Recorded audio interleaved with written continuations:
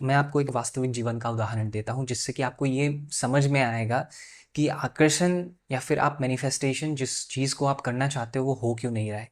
क्योंकि बहुत बार बीच में क्या आता है, रेजिस्टेंस आता है, घर्षण पैदा होता है, फ्रिक्शन, जिसके वजह से हमें अनईजी महसूस होने लगता है, डिस्कम्फर्ट महसूस होने लगता है।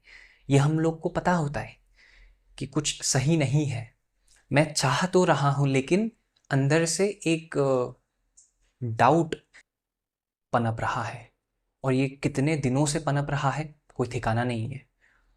हो सकता है मेरा जब जन्म हुआ था तभी मेरे दिमाग पे आसपास पड़ोस, मेरे मम्मी पापा या फिर मेरे भाई बहन के द्वारा एक ऐसा बिलीफ बना दिया गया था, उनके भी कॉन्शियसनेस पे उस चीज़ का इम्पोर्टेंस, रेलिवेंस कितना है नहीं है कोई अता पता नहीं। बस मुझे वो चीज़ महसूस हो गया था कि ये गलत है, पैसे पेड़ पे नहीं उगते हैं, लाइफ इतना इजी नहीं है, तुमको सब कुछ बहुत मेहनत से करना होगा, जो भी करोगे बहुत मेहनत लगता है, इतना मेहनत लगेगा कि बाल झड़ जाएंगे और बाल झड़ने होंगे।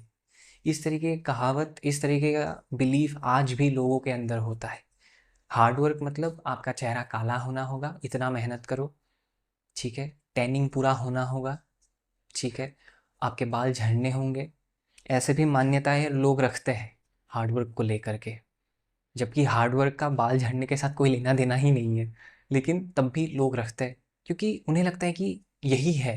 अगर बंदा ये करके आया है और उसका अगर हाल एकदम बेहाल हो चुका है, कंघी करने के लिए जगह ही नहीं है, तो मतलब उसने मेहनत पूरा किया, ठीक है।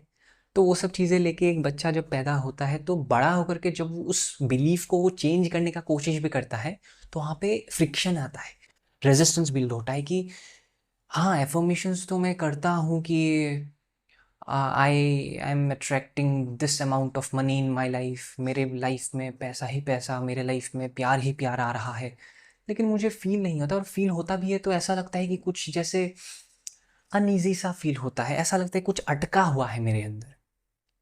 तो आपको अपने बिलीव्स के ऊपर काम करना बहुत ज़्यादा ज़रूरी है, और बिलीव्स के ऊपर आपको अगर काम करना है तो आपको सिंपल वही सुनना होगा, वही देखना होगा, वही बोलना होगा, वही सोचना होगा जो आप नया बिलीव बनाना चाहते हो।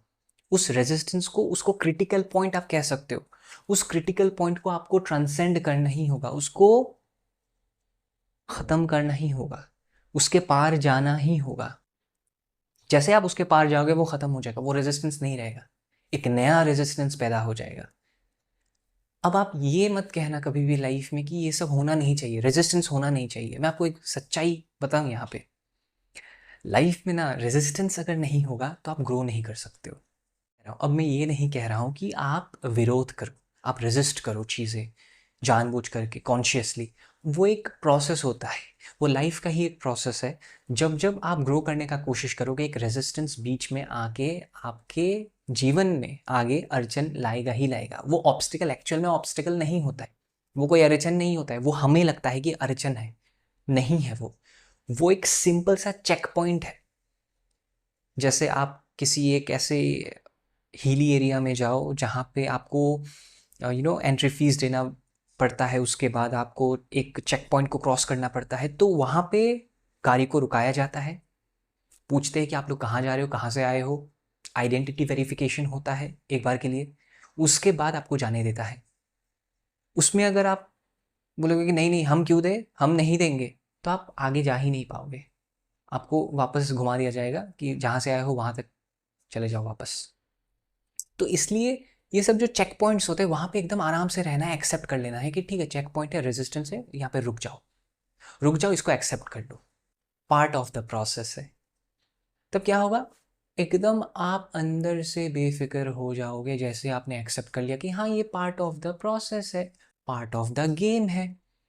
जैसे ही आप मान लेते हो आपके अंदर एक ईज आ जाता है। लेकिन अगर आप अंदर से लड़ोगे, ये तो हो नहीं सकता, मैं इतना मेहनत करके आया हूँ, अब ये क्या नया चीज़ आ गया मेरे लाइफ में, नया क्या ये अड़चन आ गया है, नहीं ये सब नहीं, क्यों हो रहा है यार, भगवान प्लीज़ कुछ करो, ये सब थॉट्स आप जितना ज़्यादा लाते रहोगे उतना ही ज़्यादा आप विरोध कर रहे हो, उतना ही ज़्यादा आप रेजिस्टेंस खुद क्रिएट कर रहे हो। एक है कि रेजिस्टेंस अपने आप आ रहा है, बिल्ड हो रहा है, तो उसको एक्सेप्ट करो। जैसे ही एक्सेप्ट करोगे, वो जो घर्षण है, वो फ्रिक्शन है, वो कम होना शुरू हो जाएगा, गाड़ी वापस से चलना शुरू हो जाएगा। फिकर नॉट, फिकर करने का ज़रूरत ही नहीं है। लेकिन अगर वहाँ पे आप सोचने लगोगे कि ऐसा क्यों, ऐसा ऐसा ऐसे कैसे हो सकता है, इतना मैंने विजुअलाइजेशन किया है, इतना स्क्रिप्टिंग किया है, अब तो सही से होना चाहिए, नहीं, वो एक चेक पॉइंट है। उसको क्रॉस करो, उसको एक्सेप्ट करो कि it's a part of life, कोई बात नहीं। इसलिए कहा जाता है, और ये बात एक मशहूर साइकोएनालिस्ट ने कहा था, कार्ल यंग ने कहा था, what you resist will persist. जिस भी चीज़ को आप रेजिस्ट करते रहोगे ना कि ऐसा क्यों, वैसा क्यों, ऐसा नहीं होना चाहिए, मैं जैसा चाहता हूँ वैसा ही होना है, आप कंट्रोल करने का कोशिश करोगे बाहरी चीज़ों को। आप बाहरी चीज़ों को कंट्रोल नहीं कर सकते हो, आप अंदर अलाइनमेंट बिठा के अपने फेवर में चीज़ों को अट्रैक्ट कर सकते हो, ला सकते हो। आप बाहरी चीज़ों को मैनिपुलेट नहीं कर सकते हो, कंट्रोल नहीं कर सकते हो। आप अलाइनमेंट बिठा के बाहर ट्विक कर सकते हो चीज़ें अपने लाइफ में, अपने एनर्जी के हिसाब से आप चीज़ों को अपने तरफ। और इंटेंट इज़ वेरी इंपॉर्टेंट। अगर आपका इंटेंट गलत होगा, आप कुछ भी कर लो लाइफ में, आप कुछ भी टेक्निक, मेडिटेशन, विजुअलाइजेशन कर लो, काम नहीं करेगा। इंटेंट एकदम क्लियर होना चाहिए। इंटेंट मतलब जो भी चाहते हो, जो भी करना चाहते हो, जो भी पाना चाहते हो, इसके पीछे का इंटेंट क्या है, क्यों पाना चाहते हो, the why must be clear. सिर्फ सेल्फिश होने से नहीं होगा। ऐसा अगर हो रहा है कि आपको तो सब मिल रहा है, लेकिन सामने वाले का जो नुकसान है उसको आप देख ही नहीं रहे हो। आप समझ रहे हो? इंटेंट, इरादा क्या है, ये काफ़ी ज़रूरी है। आप किसी भी काम को करने से पहले, किसी भी इंसान को अट्रैक्ट करने से पहले, किसी भी चीज़ को पाने से पहले, इतना पैसा चाहिए, क्यों चाहिए, इरादा क्या है आपका, what is the intent behind that. किसी का नुकसान, मैंने जैसे बोला है, वो होना नहीं चाहिए। किसी भी चीज़ का, एनवायरनमेंट का नुकसान नहीं होना चाहिए। फॉर एग्जाम्पल, आपके दिमाग में आया कि यार मैं ना इस दुनिया का सबसे बढ़िया फर्नीचर का दुकान खोलूंगा, और जो लकड़ी मैं यूज़ करूंगा ना फर्नीचर्स बनाने के लिए, बिस्तर बनाने के लिए, कुर्सी बनाने के लिए, टेबल बनाने के लिए, वो प्रीमियम क्वालिटी का लकड़ी होगा। और मैं पेड़ कटवाऊंगा जगह ढूंढ करके बढ़िया सा। वो आपने कर तो दिया, लेकिन उसका जो लॉस हुआ, एनवायरनमेंट का जो लॉस हुआ, उसको रिकवर करने के लिए क्या आपने रिप्लांटेशन किया? ये एक बहुत बड़ा क्वेश्चन है, लोग नहीं करते बहुत बार। अपना काम तो कर लेते हैं, अपना काम मज़े से एकदम कर तो लेते हैं, लेकिन क्या लॉस हुआ, एनवायरनमेंट का भी कुछ गया है, वो हम लोग सोचते ही नहीं है।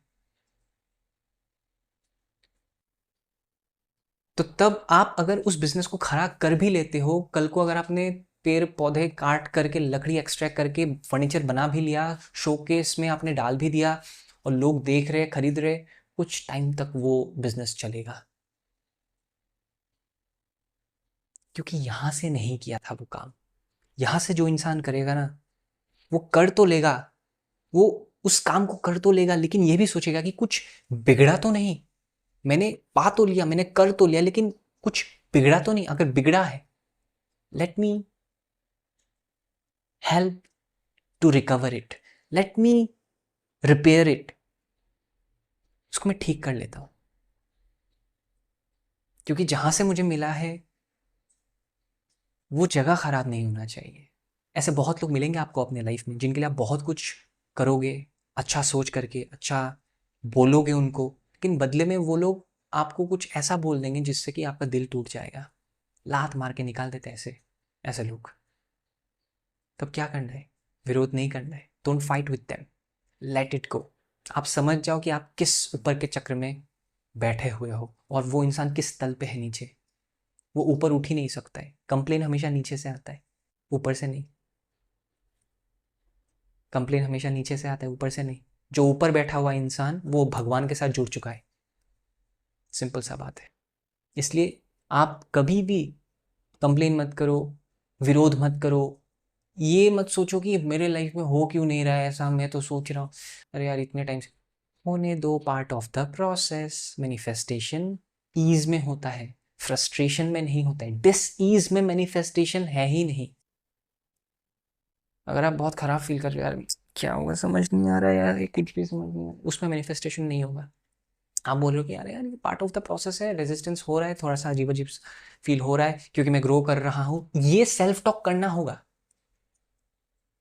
ये सेल्फ टॉक अगर आप करते हो खुद के साथ तो अपने आप आपके अंदर ईज आ जाएगा।